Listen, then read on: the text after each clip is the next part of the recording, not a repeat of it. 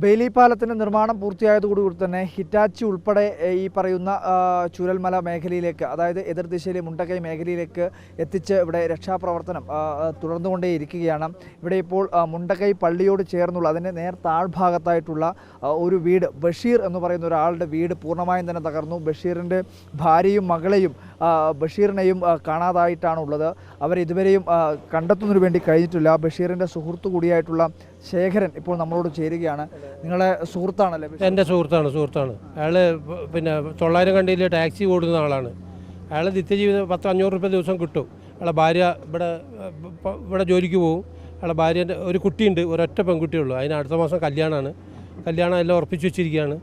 എല്ലാം നഷ്ടപ്പെട്ടു പോയി. എല്ലാം സുഹൃത്തും നമ്മളെ നല്ല ബന്ധങ്ങളാണ്.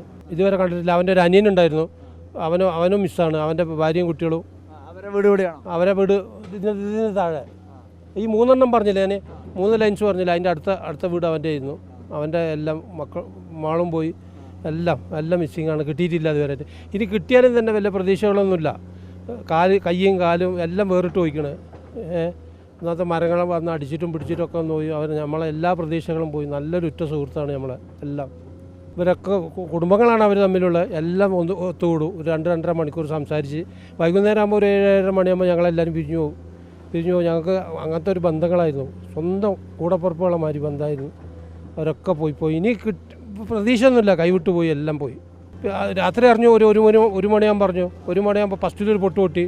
അതിൽ കുറേ എണ്ണം പിന്നെ പേടിച്ച് ഓടി കഴിച്ചില്ലായി. കുറച്ച് അപ്പുറത്തേക്ക് അങ്ങേ കുന്നിലേക്ക് കയറി മറിഞ്ഞു. പിന്നെ ഇങ്ങോട്ടും പാടിയിലേക്ക് കയറി നിന്നു.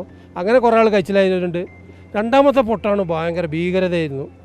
അത് എല്ലാവരെയും കൊണ്ടാണ് പോയത്.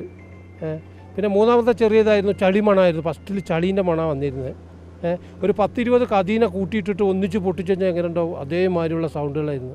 ഭയങ്കര ഭീകരതയായിരുന്നു. ബഷീറിൻ്റെ വീടൊക്കെ മൊത്തം പോയല്ലേ? ബഷീർ, സലീം ഇവരുടെ വീട് കംപ്ലീറ്റ് പോയി. എല്ലാം പോയി. അവരൊക്കെ പാടിയില്ല താമസം. സ്വന്തമായിട്ട് വീടല്ല, വാടകയ്ക്കാണ്. ഈ എസ്റ്റേറ്റിൻ്റെ അവർക്ക് എന്താണെന്ന് പറയുക, എസ്റ്റേറ്റ് ജോലിയുള്ളവർക്ക് ഒരു റൂം കൊടുക്കും.